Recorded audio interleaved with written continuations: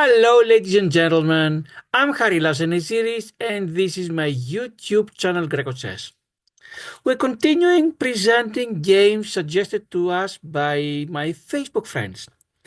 Yesterday, we had a game by Daniel Gormally where he defeated Alexander Drev, Alexei Drev, and today the second game is between two of my compatriots. Konstantinos Tsιάμης, who is a FIDE master, and Alexandros Kukufikis. Kukufikis, his correct pronunciation. This took place at the Aμπελόκηποι Open Tournament at the year 2006. Just to tell you, I've received games from quite a lot of my Facebook friends. I'm trying to keep the order as I receive them, but doing my best. Perhaps there might be a misordering there, but I'm going to show all the games. Hopefully I don't miss anyone. And today, game number 2 from the games that were suggested to us during the last 2-3 days. I had already presented a few games a few months ago. With the white pieces is my Facebook friend Konstantinos Tsιάμης, and with the black pieces, his opponent Alexandros Kukufikis. Their ratings when the game took place in the year 2006, Tsιάμης had 2287 versus 2268 of Kukufikis, a difference of only 19 points, which means that the game was going to be a very exciting one. Currently, their ratings have fallen just a little bit. Tsιάμης has 22-24, while Κουκουφίκης has 21-27. Now, for my Facebook friend Konstantinos Tsιάμης, one more detail is that he's also a national arbiter of chess.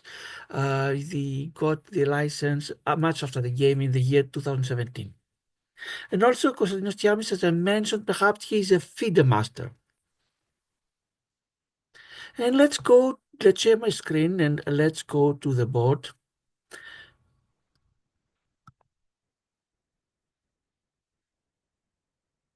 Once again, I'm repeating how this is done. I'm going to manually enter the moves one by one on the chessboard of chess.com. And the computer, which is StockV16, is going to evaluate. What does it mean? It means that if white is better, the computer will give a positive number. If black is better, the computer will give a negative number. Just to clarify, what I believe is happening is an advantage of 1.00 means an advantage of 1 extra pawn. Of course, the computer does not only count material, but counts the overall position. And 1.0 means 1 extra pawn, assuming everything else on the board is equal. Also, the computer is going to tell after every move if this move was the best or not. If it's not, it could be excellent, good move, or inaccuracy, error, or blunder. If it's not the best, it's going to say which move would have been the best. Also, for very rare cases, the computer might consider the move to be brilliant, which is extremely rare to happen, or a great move. And we're going to start the game. As I mentioned, my Facebook friend Konstantinos Tsιάμης has the white pieces. His opponent, Alexandros Kukufikis, has the black. And Konstantinos starts with pushing the pawn to d4 like in the game yesterday.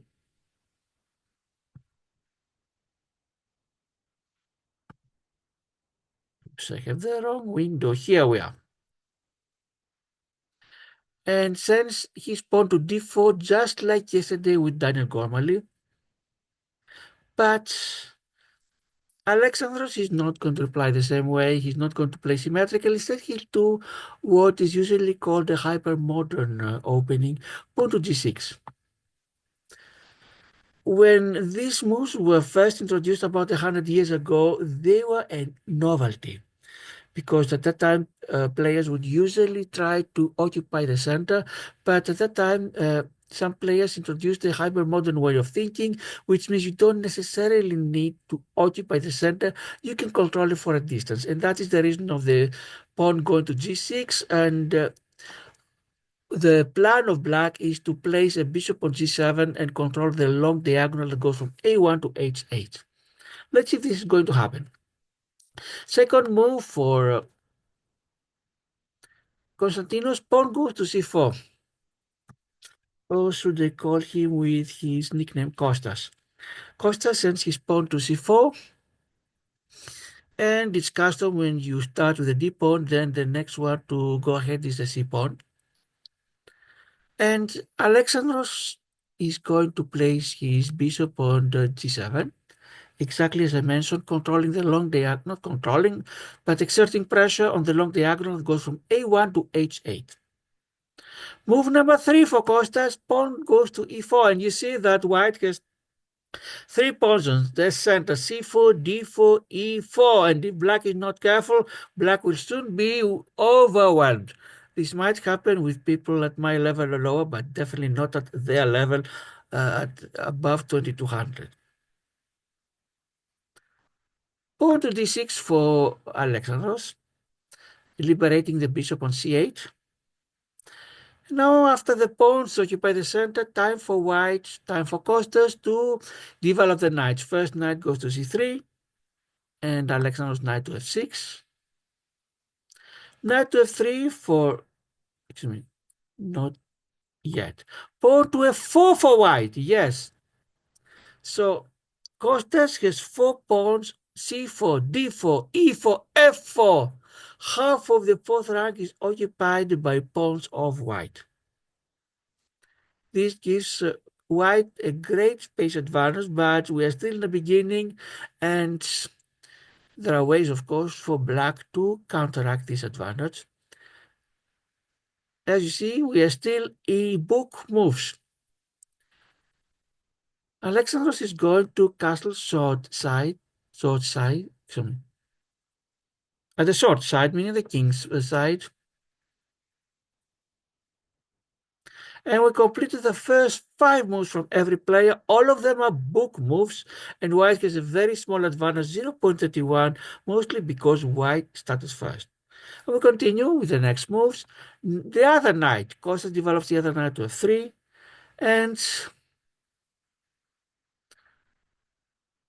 Alexandros is going to push the pawn to c5. What is the goal of that? Black exerts pressure on the central square d4 and the pawn on d4. Of course, white can take it, but if they take it, then they lose some control of the center. Most likely, black will use the d6 pawn to counterattack,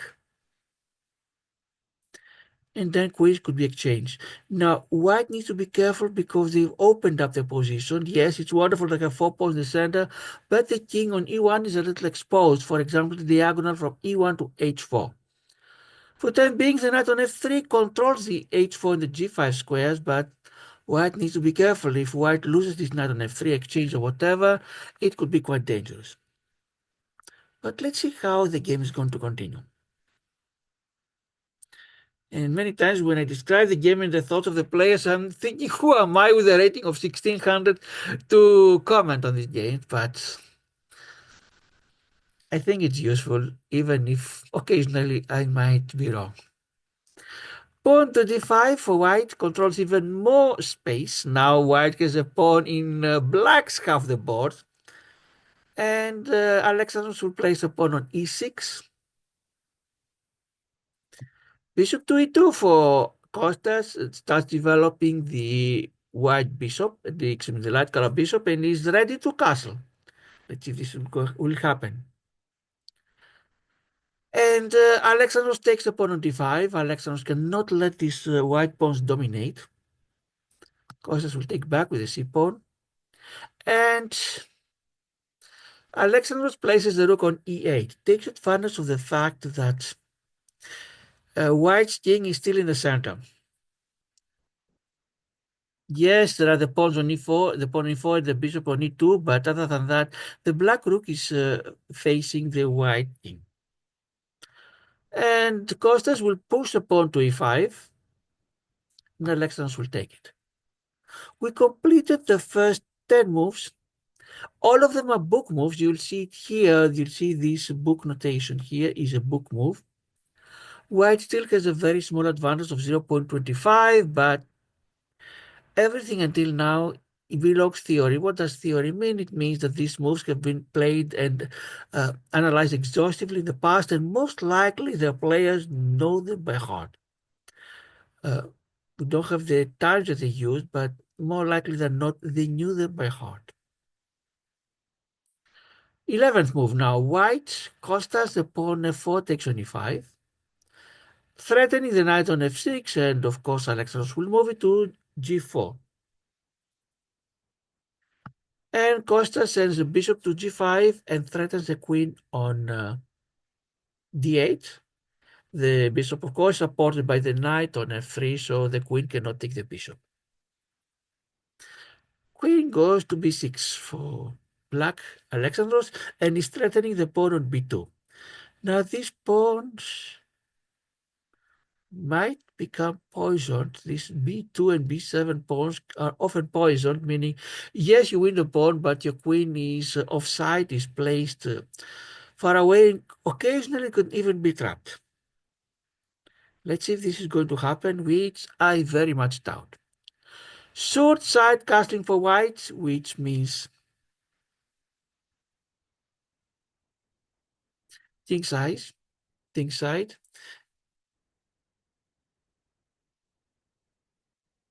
And this is a little bit, I would call it brave, because if black moves the pawn on c4, they have a discover check. There is nothing too much to gain from that. If white, for example, had, let's say, a rook on b3 or a bishop on b3, that would mean that they would lose a piece, but that is not the case. To make things worse for white, if the bishop on from g5 cannot go back to e3 to block the check because it's not supported and will be lost. If there was a bishop on h4, it could be back or could go back to f2, and black would have to worry about their queen first. But here we are. Still everything is book move, and so is move number 13 for black. Knight takes on e5, and black is a pawn ahead. And move number 14 for white, the knight from f3 will take the knight on e5. And this is going to be the last book move. Just like the previous game, book moves were followed until the 14th move of white. They stop exactly the same point, being book moves. But black is going to play the best possible move suggested by the computer. You can see it here on your screen. It is bishop takes on e5. So even though this is not a book move, meaning it doesn't have a booklet next to that, it has a star. Star means it's the best move. So for the first 14 moves, both players play their best possible moves. Now white wants to stop the discover check and places the bishop on c4, and also the bishop controls a very important diagonal that goes until g8, where is the black king.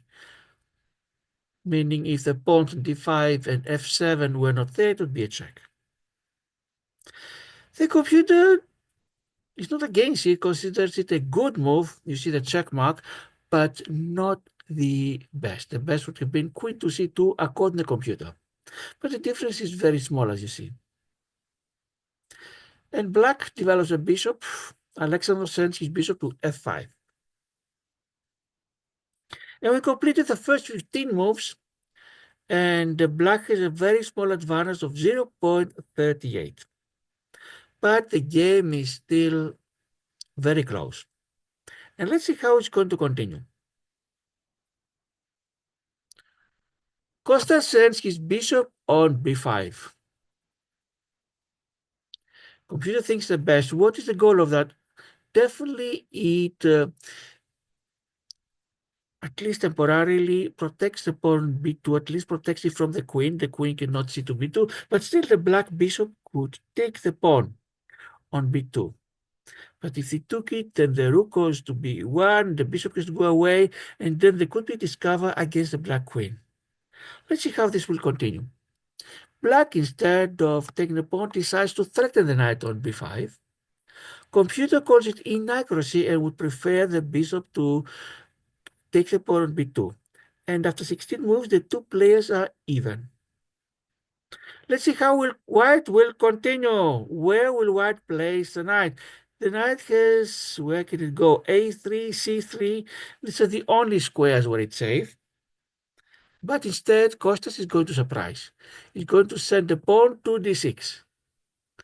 Brilliant move, says the computer. A very rare move. You see two exclamation points. It means not only it's the best, but also it's considered brilliant. Why? Because white dares black to take the knight on b5 with a pawn and then even threaten the bishop on c4. And for people like me, if I didn't see the brilliant checkmark, I wouldn't even understand why it's brilliant.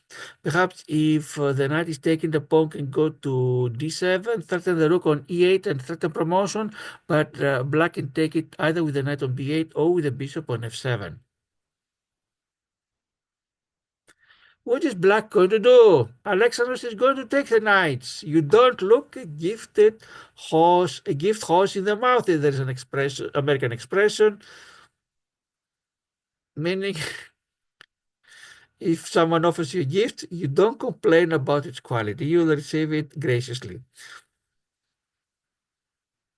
But how is Kostas going to save his bishop? Because now it's not enough that he lost his knight. He also has his bishop being under attack. How can he save it? Well, he can save if it goes to d5, b3, and perhaps d3 it could be exchanged, or f2. But Kostas is going to give us another surprise. Bishop takes on f7. Second brilliant move. You see again the two exclamation marks. That is wonderful. To see a game receiving a brilliant check mark, a brilliant notation from the computer, especially now it's 19 years after the game was played. Computers at that time, I doubt they could see how brilliant it was. And black doesn't have too much choice. If you don't take the bishop, bishop takes the rook. Even though that perhaps could be better, since, I mean, could be not so devastating as it sounds, since black has already taken a knight. So here we are. You see the +6 here in material. Let me highlight it. Alexandros black pieces has an advantage equivalent to 6 pawns.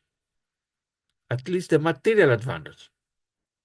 But Costas has not sacrificed his not material. He's going to offer the exchange. Rook goes to f5. That's the bishop check. A third brilliant move in a row. Well, it's very rare to even have one brilliant move. Myself, I doubt I even had one brilliant move every 10 games or even less. And Costas has 3 brilliant moves in the same game, 3 brilliant moves in a row. But black decides not to take the rook. And let's see why. What would happen? The computer thinks the best move would be for Alexandros to take it. You see, g takes on f5, queen to h5 check, king to f8, bishop to h6 check, bishop to g7, bishop takes bishop, king takes bishop, queen takes rook on e8, and queen takes on d6. You see here the position on the right small chessboard. What does the computer suggest for the game to continue? And what would happen here? Let me count. Black is way more material. There's a knight and 1 pawn, but the black king is very unsafe. Who was going to win? And also black, the rook and the knight are still in the original position. Perhaps that could have been a fight, but Alexandros was too suspicious. Kostas is not going to give me a rook for nothing, he said. And he's already 2 pieces ahead, so he'll still be a piece ahead. King goes to g7. Computer says it was an excellent move, although the best would have been if the pawn took it, but the difference is extremely small. And Kostas will push the pawn to d7, ready for promotion. Now, This pawn can only be taken by the knight on d8 because there is no bishop. And if he takes, then the knight is going to be lost. Great move, says the computer. So after the pawn to d7, so after 3 brilliant moves, Costas has now a move that gets only 1 exclamation mark, a great move. Meaning in 4 moves, Costas gets 7 exclamation marks. 6 with 3 brilliant moves and 1 with a great move. How can black stop the promotion? If the knight does not take, the pawn is ready to take the rook on e8. Of course, the rook can go to e8, but then bishop takes rook, queen takes bishop, and white gets a very strong pressure. That's why Alexander decided to take the pawn before it's promoted. He's already 1 piece ahead. And we completed the first 20 moves. How things are going? The computer would rather have you see the pawn go to c4 and have a discover. But still, after the king moves, then the knight would take the pawn. Not too big of a difference. After 20 moves, in spite of 3 brilliant and 1 great move by Costas with the white, he's ahead by only 0.18. 2 great players facing each other in an exciting game that, let me tell you, I would never have been able to produce such a game, whether from the white or from the black side. And we're going now to move 26. Here, no surprise, a move that even a beginner could find out. Queen takes knight. Like that was the only move for white, the best here. You don't have to be a genius to find it out. King goes to h8 for black, for Alexandros, and we're in a very crucial part of the game. Great move, yes, and Alexandros also now had the great move. 1 exclamation mark versus 7 exclamation marks for Costas. In a very critical point, you see that now the material is more or less equal. Black has an extra pawn. We've completed the first 21 moves. The computer believes it is even. White has 3 of their pieces, queen, rook, and bishop on black's part of the board. Not only the rook is under attack on f5. White has to be careful not to lose the rook. Problems white is facing. No, both sides have problems with their kings. Black king has no pawn. Well, they have the h7 pawn, but more or less it's not very well protected by the pawns. Mostly depends on the pieces to protect the king. White has the king on g1. If the pawn moves to c4 for black, it's a discover check, although it doesn't win anything. And if the rook on a1 was not there, there could be perhaps issues with back ranks. But for the time being, at least,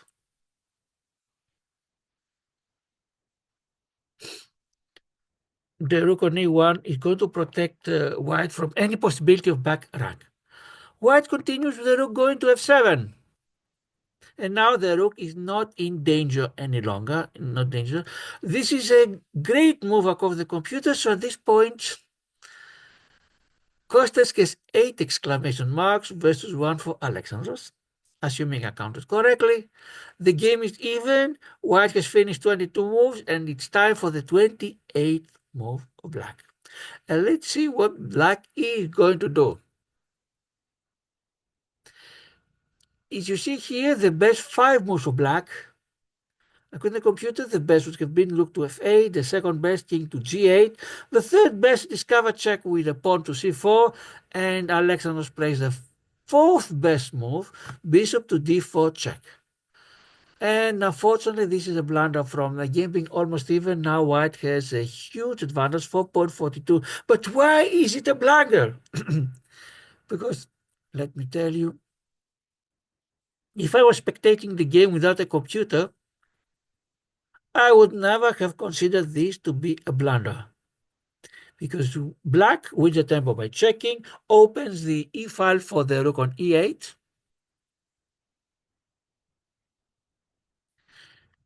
of course, he has to worry about the pawn on h8, because if it was not a check, white would place the rook on h7, king goes to g8, and queen goes to f7.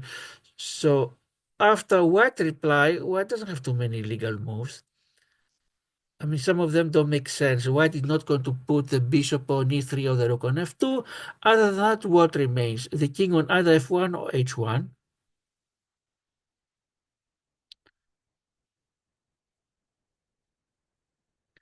And the computer, believe it or not, would rather have the bishop go to e3.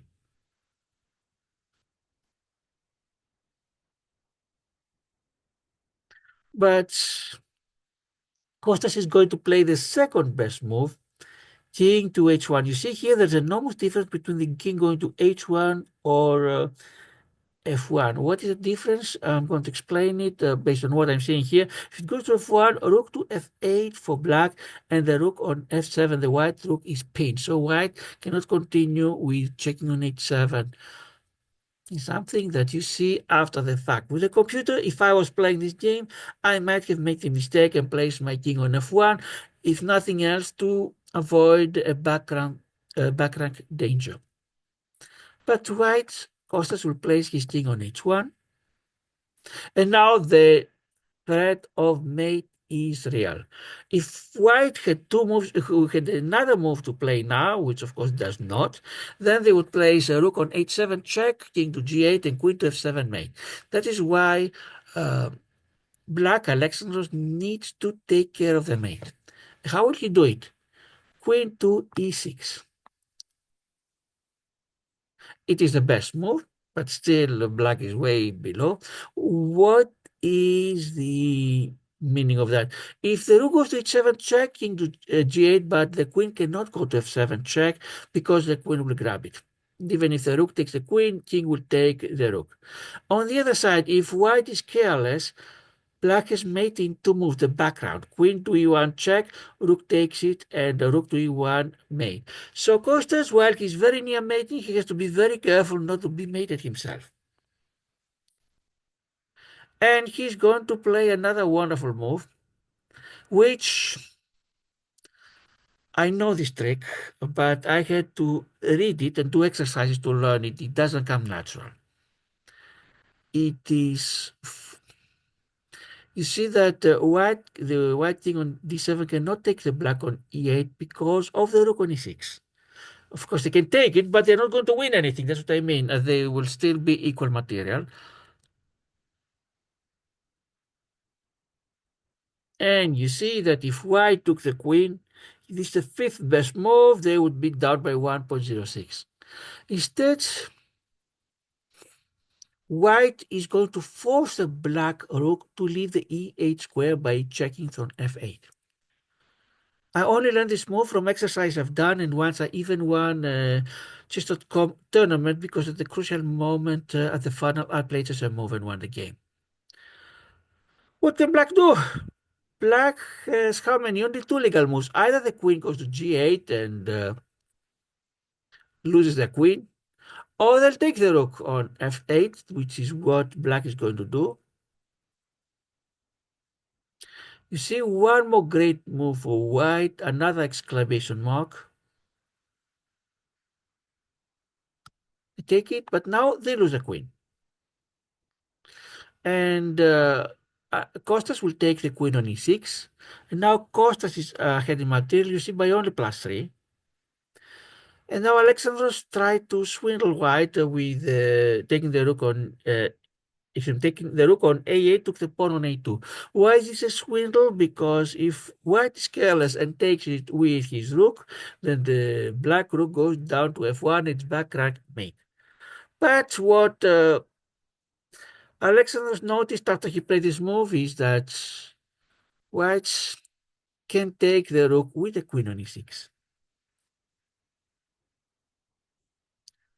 And then white has much more material, and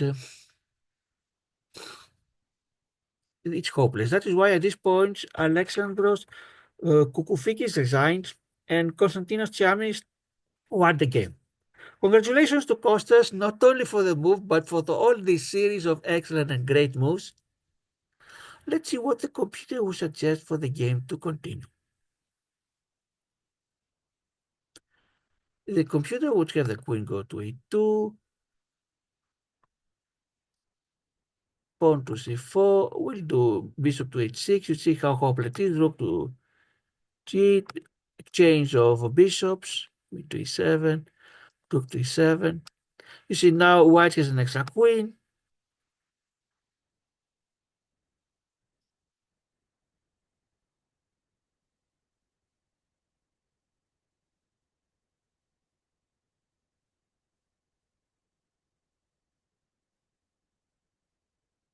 And we have to do a review of the game.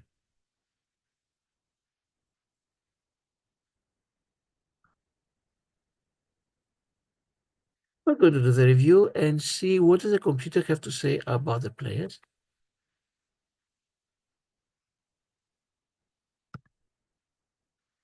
What to do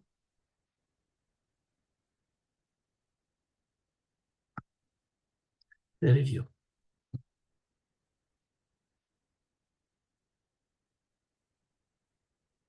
You see that Kostas Konstantinos Tsιάμης played with a 98.1 accuracy. And later we're going to see why did he miss the 100%, because he was very near that. While Black Alexandros played with 88.6. And their ratings.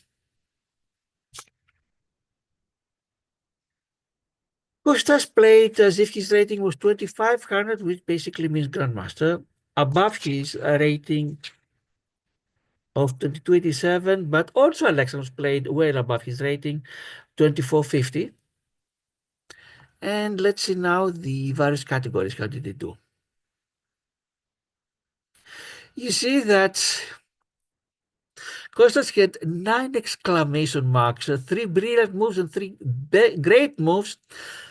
I doubt I've ever seen this before, and definitely not in my games. In my games, I'd be lucky to have even 1 brilliant move once, very rarely, and even more rarely 2 brilliant moves. I never had 3 brilliant. 3 brilliant and 3 great. 1 great move for Alexandros. Best moves: 3 for white, 5 for black. 1 excellent move for black. 1 good move each of them. Book moves, like the previous game of Daniel Gomali versus Alexei Drev. 14 for white, 13 for black. And the negative categories, almost nothing. Inaccuracies, 1 for white, 2 for black, and 2 mistakes for black. You see that Kostas barely missed 100% because he had 1 good move instead of the best and 1 inaccuracy. That was a wonderful game. Congratulations to Kostas, but also congratulations to Alexandros that put a great fight and lost only because of 1 poor move number 22. This concludes the coverage of the game. We have much more games to come. Thanks to all my Facebook friends that have already sent their games. I'm going through them. Ideally, I'll take them with the order that they sent the games to me. Perhaps the order might be wrong a few times because there are only a few minutes difference in sometimes.